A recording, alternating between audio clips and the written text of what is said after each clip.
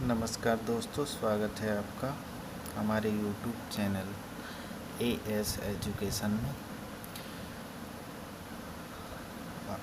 आज हम MPPSC special series के तहत राज्य निर्वाचन आयोग का अध्ययन करेंगे, जिसमें आज हम राज्य निर्वाचन आयोग, उससे संबंधित संवैधानिक प्रावधान तथा मध्य प्रदेश निर्वाचन आयोग की चर्चा करेंगे। तो आइए शुरू करते हैं। राज्य निर्वाचन आयोग के बारे में सामान्य जानकारी देख लेते हैं।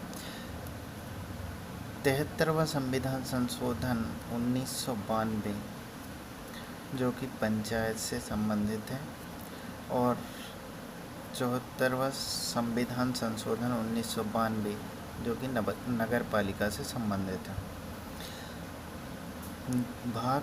भारतीय संविधान के भाग 9 एवं भाग 9 कैपिटल ए, भाग 9 के अंतर्गत अनुच्छेद 343 कैपिटल के तथा भाग 9A के अंतर्गत अनुच्छेद 243 ZA। अनुच्छेद 243 के अंतर्गत राज्य निर्वाचन आयोग, जो कि एक संवैधानिक निकाय है, का उल्लेख किया गया है। मतलब ये है कि भारतीय संविधान में 73वां संविधान संशोधन हुआ सन 1992 में। 73वें संविधान संशोधन के तहत भारतीय संविधान में पंचायत, और 74वां संविधान संशोधन 1992 में नगर पालिका से संबंधित निर्वाचन कराने के लिए प्रावधान किया गया। नगर पालिका के बाद देखा जाए तो भाग 9 अनुच्छेद 243 के में राज्य निर्वाचन आयोग का उल्लेख है, और भाग 9A अनुच्छेद 243 ZA में भी राज्य निर्वाचन आयोग समाहित है। संवैधानिक निकाय है ये, जिसका उल्लेख संविधान में किया गया है। अन्य जानकारी में देखें तो इसकी जो संरचना है 243 कैपिटल के की धारा 1 में कहा गया है कि राज्य निर्वाचन आयोग एक सदस्यीय आयोग होगा, जिसकी नियुक्ति राज्यपाल के द्वारा की जाएगी, और इसकी सेवा शर्तों का उल्लेख अनुच्छेद 243 के 2 के अंतर्गत किया गया है, जिसमें सेवा शर्तें राज्यपाल द्वारा निर्धारित की जाएंगी एवं उनमें किसी भी प्रकार का अलाभकारी परिवर्तन नहीं किया जाएगा।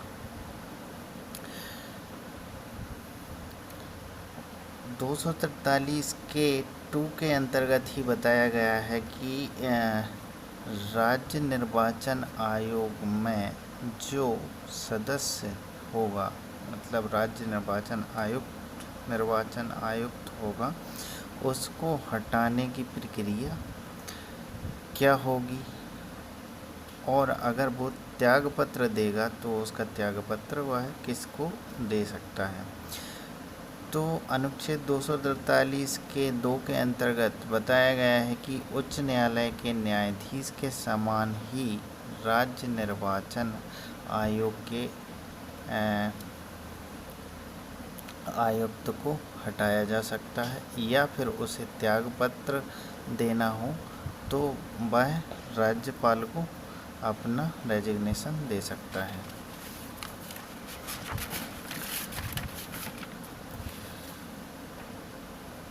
इसके बाद है 243 के 3। इसके अंतर्गत राज्यपाल राज्य निर्वाचन आयोग की सहायता हेतु कर्मचारी उपलब्ध कराता है। मतलब 243 के 3 के अंतर्गत यह कहा गया है कि राज्य निर्वाचन आयोग को अगर कोई कर्मचारी की आवश्यकता है तो वो राज्य निर्वाचन आयोग को कर्मचारियों के उपलब्ध कराने की जो जिम्मेदारी है वो उस राज्य के राज्यपाल यानी कि गवर्नर के पास होती है। 243 के 4 के अंतर्गत राज्य का विधानमंडल पंचायत चुनाव हेतु नियम बना सकता है। मतलब कि ये विधानमंडल में एक तो राज्यों की विधानसभा आती है, दूसरी आती है विधान परिषद। तो राज्य का जो विधानमंडल है, जिसमें कि विधानसभा और विधान परिषद आते हैं, पंचायत चुनाव के लिए नियम बनाने संबंधी प्रावधान जो है 243 के 4 के अंतर्गत किया गया है। 243 के ओ के अंतर्गत कहा गया है कि राज्य द्वारा निर्वाचन परिसीमन के संबंध में बनाए गए किसी कानून को न्यायालय में चुनौती नहीं दी जाएगी। हालांकि विशेष परिस्थितियों में यह चुनौती दी जा सकती है। मतलब कि अगर राज्य विधानमंडल ने परिसीमन से संबंधित कोई भी प्रावधान किया है तो उसको कानून के तहत न्यायालय में चुनौती नहीं दी जा सकती, मतलब न्यायालयीन अपील नहीं की जा सकती। जबकि विशेष परिस्थितियों में जैसे चुनाव में धांधलियाँ हो रही हैं या कुछ हो रहा है तो उस संबंध में ज़रूर न्यायालय हस्तक्षेप कर सकता है। अब जो राज्य निर्वाचन आयोग है, इसकी शक्तियाँ और कार्य क्या क्या होते हैं तो देख लेते हैं। पंचायत एवं नगर पालिका संबंधी निर्वाचन के लिए राज्य निर्वाचन आयोग उत्तरदायी होता है। निर्वाचक नामावली तैयार करने का उत्तरदायित्व भी राज्य निर्वाचन आयोग का होता है। मतलब पंचायत और नगर पालिका से संबंधित जो निर्वाचन होता है उसका निर्वाचन कराना तथा निर्वाचक नामावली तैयार करना राज्य निर्वाचन आयोग का अधिकार होता है और राज्य निर्वाचन आयोग का प्रमुख कार्य होता है। जबकि जो भारतीय निर्वाचन आयोग है वो पंचायत और नगर पालिका के चुनाव नहीं कराता है। पंचायत और नगर पालिका के चुनाव राज्य निर्वाचन आयोग कराता है तथा संसद, राज्य विधानमंडल, राष्ट्रपति तथा उपराष्ट्रपति के चुनाव कराने का जो दायित्व है वो भारतीय निर्वाचन आयोग के पास है। और राज्य निर्वाचन आयोग के पास पंचायत और नगर पालिका संबंधी निर्वाचन कराने का कार्य राज्य निर्वाचन आयोग का होता है। निर्वाचन के संचालन का अधीक्षण, निर्देशन तथा नियंत्रण करना राज्य निर्वाचन आयोग का कार्य होता है। जब राज्य निर्वाचन आयोग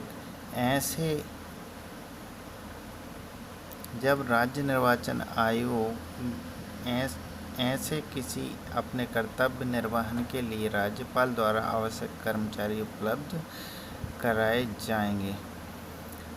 जब भी राज्य निर्वाचन आयोग को लगेगा कि उसको कर्मचारियों की आवश्यकता है तो उस राज्य का राज्यपाल राज्य निर्वाचन आयोग को आवश्यक कर्मचारियों की उपलब्धता कराएगा। पंचायत एवं नगर पालिका के चुनाव के लिए तिथियां घोषित करना भी राज्य निर्वाचन आयोग का कार्य है। नामांकन पत्रों का परीक्षण करना भी राज्य निर्वाचन आयोग का कार्य है। चुनाव चिन्ह आवंटित करना ये भी राज्य निर्वाचन आयोग का कार्य है। मतदान केंद्र पर लूट, हिंसा एवं अन्य अनियमितताओं के आधार पर निर्वाचन को रद्द करना भी राज्य निर्वाचन आयोग का कार्य है।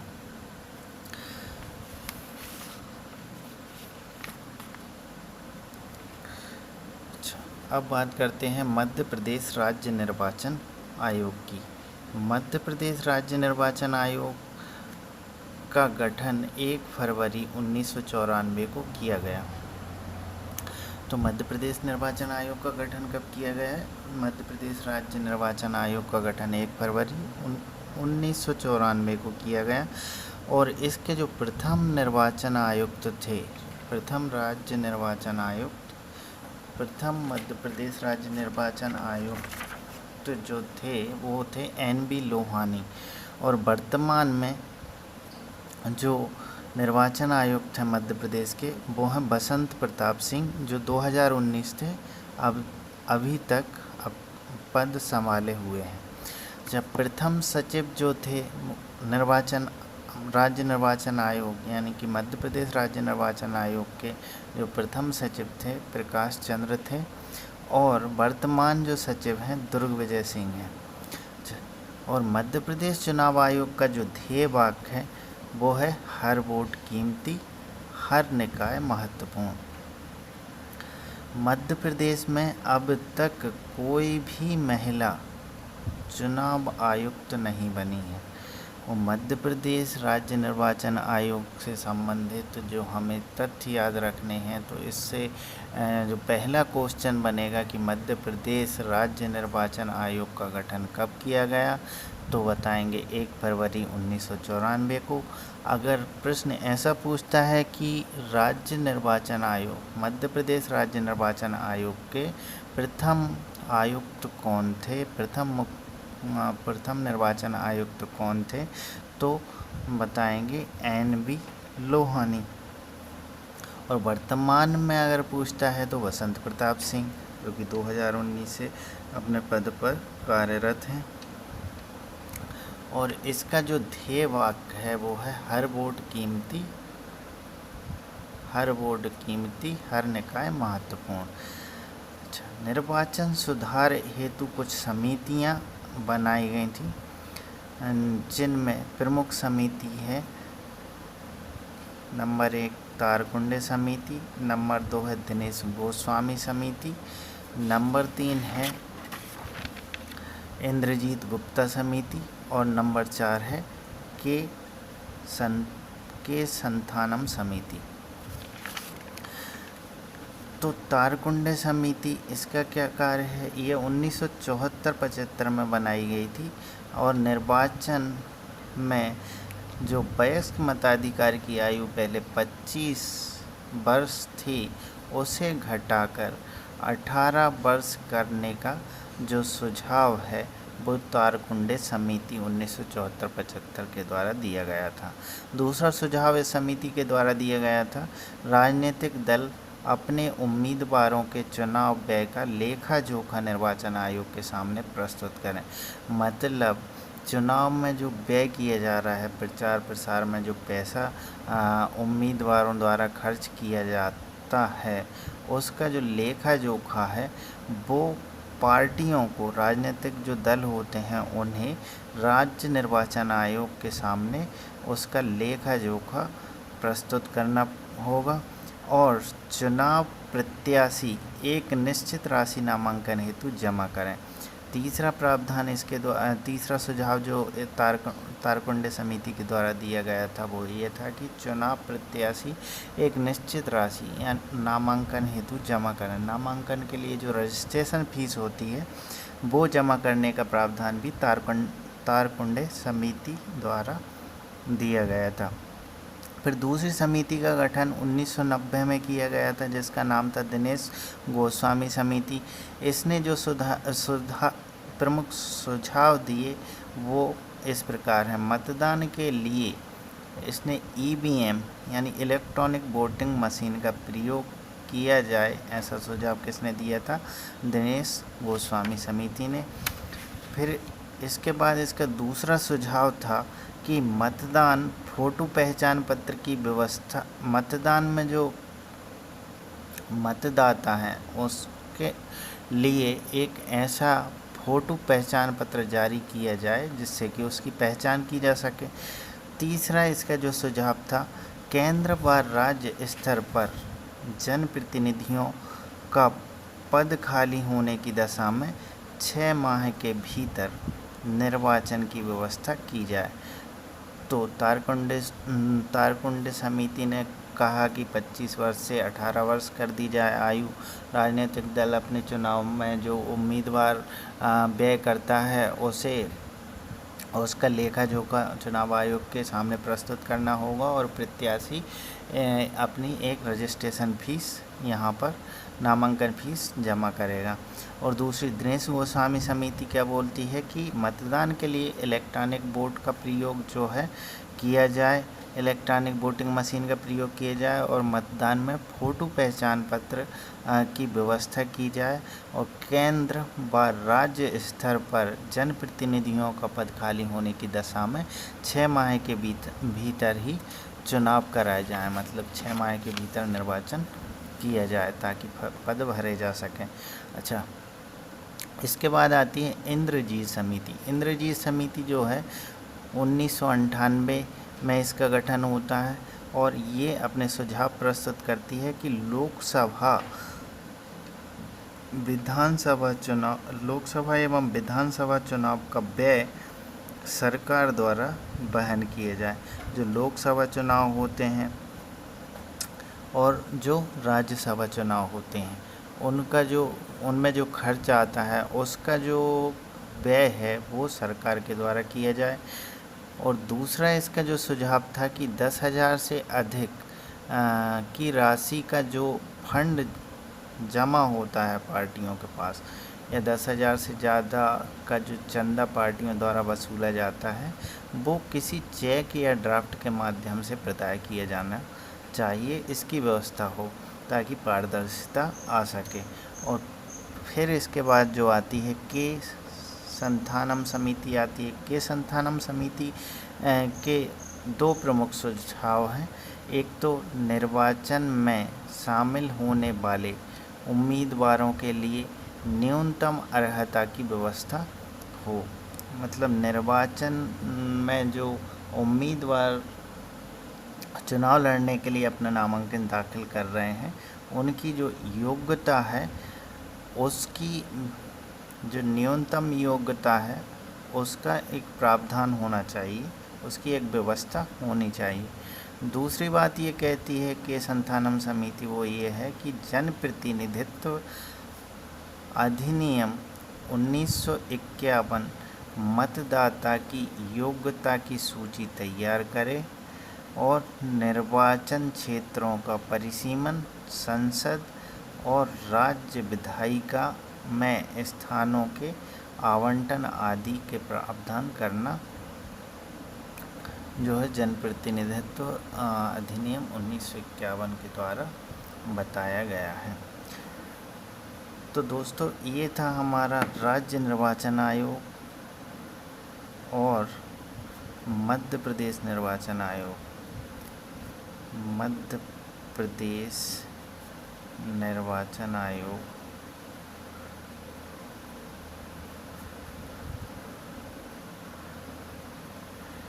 आशा करता हूँ ये सीरीज आपको पसंद आ रही होगी। तो आपसे निवेदन है कि चैनल को सब्सक्राइब ज़रूर करें और ज़्यादा से ज़्यादा दोस्तों तक शेयर करें। धन्यवाद।